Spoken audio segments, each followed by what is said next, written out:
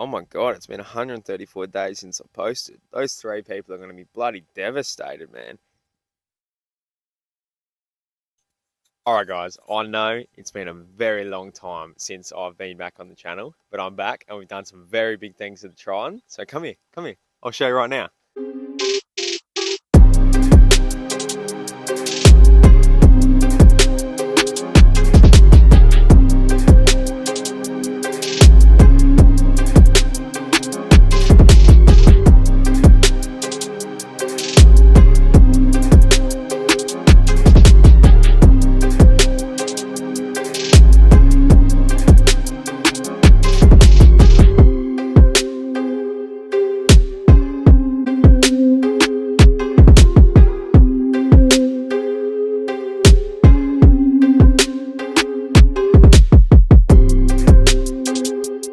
Yes, that's right, guys. The Triton has had a big conversion and I've put a tray on it and a canopy. So let's get into having a look at it. Alright guys, the first thing I did is I picked up this tray here for 1400 bucks off Marketplace. This came with the toolboxes and the mud guard itself. Basically what I did, I'll put up some photos of how it originally looked. I chopped it because it was 1800 long. I chopped it straight in half to 1600 and then I put this back on it myself, which looks alright. I thought it came up pretty good. Then what I did is I cut off the original mounts because it was for a Hilux. I fitted it to what it would be for the Triton, measured it all up, which was an absolute dog. It took forever, man. And then, yeah, we fitted up the tray, gave it a paint, and put the canopy on it. Unfortunately, guys, because I was in a bit of a rush to make this, as my dad hates me and didn't want me in his shed, I didn't film much of it, but I've got a few clips that I'll chuck in every now and then because I filmed a few clips of me just putting on the mounts and stuff like that, which was the hardest part. But yeah, I'll go through a cost at the end. I'll give you a walkthrough of the canopy and I'll show you all the structural supports and stuff of the tray. So essentially what I did is it has three mounts on this tray and your tub is mounted by three separate mounts on it, and you undo those bolts and it lifts the tub straight off. It's pretty easy, especially when you have a forklift like me, because my dad thinks he's fancy. But anyway, so what I did is I cut those mounts off. I measured out perfectly where the mounts for this one would be, and then I had to weld up all new brackets and stuff and put them on there. I put some little clips in there of what I had to do. Don't mind my dodgy welds, but they hold. And then, yeah, I'll do some close-ups of how they sit now with the mounts on there and stuff like that. Then it also has a water tank that's mounted underneath there. I'll also get a close-up as that. It has 60 litres. It can hold 60 litres. I haven't got it full yet, but that's also really awesome. And that feeds into a pump in the toolbox here, which I'll show you later. So basically, yeah, that's it for the mounts. And then all the structural supports on it are just 70 by 25 with, I think they're 5 mil thick, and it just runs across. So the tray is pretty heavy because it's made out of steel. But yeah, it's not perfect, but it's how I want it, and I'm frothing it. It's awesome. Alright guys, so on the back here we've just got two LED auto lamp tail lights. I'll show you some videos of them going on. I got the sequential for a bit of, the wank spec on it because everyone loves sequential indicators. Yeah, I'm pretty cool. Every teenage boy has to have sequential indicators, don't they? And then up here, I'll show you as well, I've got the water tank filler. So I've flush mounted that into here. I didn't really know where else to put it because I needed to go on a down feed, otherwise it wouldn't have gone into the water tank. It was just the way the ports went into the water tank faced this way, so it was just easy to do that. What else did I do? Oh, so originally this was basically the same thing. It had squares here, and instead of coming up a bit, it went lower, which I didn't really like because I wanted to have as much clearance under there as possible. Then we've just got the number plate light and my reverse camera, which is my factory one that I managed to put back on there. On to the best part about the whole canopy, my favourite section, the cooking section. Oh yeah. Alright guys, so here's where I went to town because I'm an auto electrician, so I try my best in getting it all neat and all that, but I love doing all this stuff. So basically what we got is an accessory socket down here, so we use that to charge our phones, and I went an accessory socket over USB ports because if I ever need something that has an accessory socket, I can just plug it straight into there. And we went with this switchboard here. So this is a pretty cool thing. This is like the computer for it. Basically, you can see all the wires up there and the main power. So I can turn the accessory socket on. I can turn the lights on, which are just above here. They're just random lights from BCF, but they're actually really bright. Turn that off. And then I can turn the fridge on, which this fridge, I would say, is my favourite part of the whole bloody build. I'm frothing it. My missus is loving it too. She's loving how it's an upright fridge. You don't have to go digging into it every 5 seconds to get something out. So that's an awesome thing. That's 85 litre King's one. So this switch panel is also Bluetooth as well. So when we're in the rooftop tent, we can go on our phones and we can turn on whatever we want. So that's really cool. I've also got a Victron here to show me how many amps drawing it out and coming in from the solar panel. So I've got a 160 watt solar panel on the rooftop tent. I'll show you that after as well when we get the rooftop tent up. Yeah, so that's basically it for this side, apart from this here, and this is an awesome thing. So this is the XDM camp kitchen. So to open it, you just push the two levers out and slide it out, and this thing has so much bench space, it's ridiculous.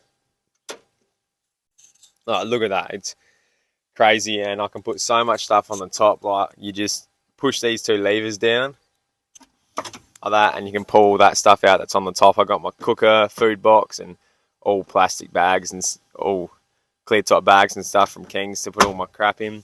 So I really like this XDM camp kitchen. It's pretty sturdy. It does have legs on the bottom, but they don't reach because I've got a big car, you know what I'm saying? It's pretty big, you know? So that doesn't reach the ground, but yeah, I'm frothing that. That's sick. I love it so much. So just slide that back in, two clips back in, straight in. All right, now another exciting part is if you open this toolbox, I've got a hose here.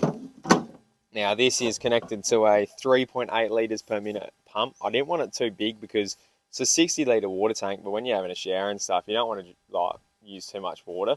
So this is the same length that can reach to the other side because I'm eventually going to put a shower awning on it. So basically there's a switch here just on the switchboard. Turn that on. She's pretty loud. The dogs love it, you know. Yeah, it's pretty loud, but it's pretty cool to just have that water there. Always have it on board. You can never have too much water, that's for sure.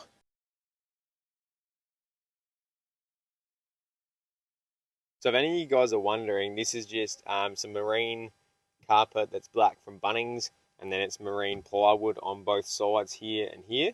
And basically on the floor, I just put planks of wood that stick up to about the same height as what this lip was here, so then the fridge could open, which it does perfectly.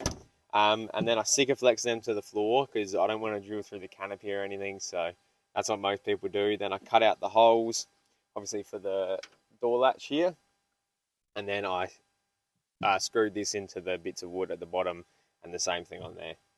All right, moving on to the less exciting side. We flip this one up. This literally is just the battery side, basically. So I got the King's 120 amp lithium battery, and before I see you bloody commenting, you dogs, the King's batteries are right. I've tested them, they're fine. Hasn't set my car on fire yet, so I can see you already typing that bloody comment, Graham, or whatever your name will be. So stop, mate, all right?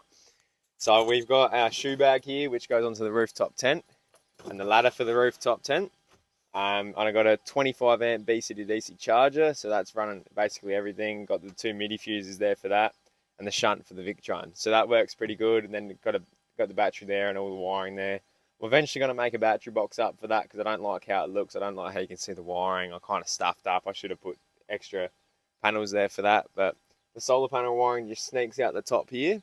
And you'll see over here, I'll put a close up in the video, it runs through the rooftop tent and it's got a little coil because this rooftop tent actually lifts from the front as well. So I'll show you that now, we'll get that up. But yeah, that's basically the canopy I'll walk through. This is a Bothwell canopy. It's 1200 long. I think they're about 850 high. So in this toolbox, absolutely nothing, just a bit of dirt and dust because it needs a clean. But I'll probably end up mounting a compressor in there, which would be pretty awesome. So yeah, we'll pop this rooftop tent up and we'll see how she goes. Whoa, whoa, whoa, don't show anyone that. All right, quick disclaimer before I can see you commenting as well. Yes, that needs to be painted. I painted the solar panel from King's, 160 watt solar panel, by the way, works a treat. I painted it and I forgot to take off the side cap, so it's like that, and I got to put a paintbrush over it. And before you ask what it's mounted with, and I can see you typing already in the comments, mate, that it's dodgy, but I put Sikaflex on there and there's nothing you can do about it because that thing ain't going anywhere, all right? So what's your attitude, mate?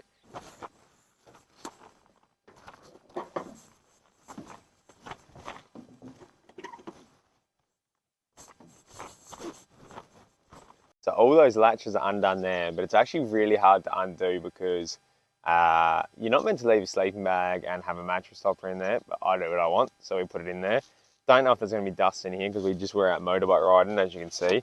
So hopefully there's no dust in it, but we'll see. So basically how I put this up is I just climb up straight to the back like that, and you literally push it up like that, and the gas struts take the rest. So it's a pretty good thing. Opens up at the front, you pull this little clip down, and she's basically done.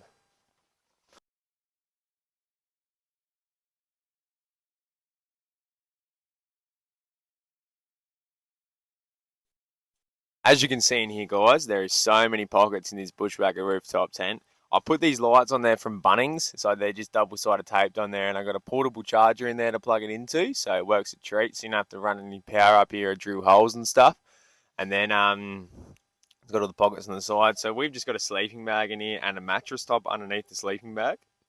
Yeah, we got a mattress topper underneath the sleeping bag. That's because the bed was so hard, but this thing has so much room in it. We slept that first night and the last night, and it was beautiful. So we love the thing and get good views out of it. And yeah, pretty nice rooftop tent. I'll be putting a review up later when I get to like 3 months of using it because this thing is awesome and I love it. So basically the ladder just goes on the side on these two clips here and it goes down that side.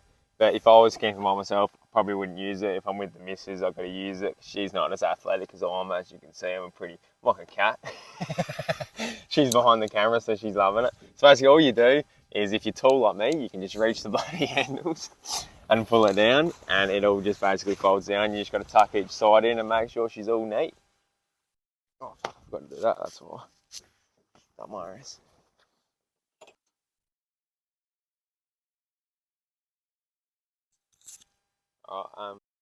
Alright guys, so that's basically it for the tray and canopy fit out. So it was a pretty big job. It took me like 3 months to do. Even though I already bought the tray, it was still a long effort, especially painting it, and the paint on it sucks anyway because I'm not a painter, so probably don't tease me on that in the comments. If you're going to pick on anything, don't pick on my paint because I know I'm bad at it, mate. So yeah, so it's a 1600 long tray, 1200 canopy, and we got the bushwhacker on top. So basically the price for all of this was I bought the tray, $1,400. I bought another extra $100 of steel to use for the back. The canopy was $2,000. The bushwhacker I bought secondhand for 2.5 grand. Then the fridge was $500. The XTM slide was $500. The BCDC charger was $250, I think. All the wiring was free because we have it in our cars because we auto electricians. The wood probably was pretty expensive. I think that was around $300 for all the wood. The paint was about $50. I just bought 4 litres of chassis paint. So that's what I did. Satin black chassis paint from Supercheap Auto and used a gun for it off an air compressor. The water tank was $300 and the pump was $70. So that was pretty expensive, but it's well worth it. And yeah, the solar panel was $99. And yeah, that's about it. So it turns out to be a pretty expensive build. I'll put the final price up on the screen. I'm not good enough at maths to do that right now. But yeah, I just want to let you guys know we're back on YouTube a lot more, doing a lot more trips now how to get away. Yeah, stay tuned for all of that coming up, and I will see you in the next one.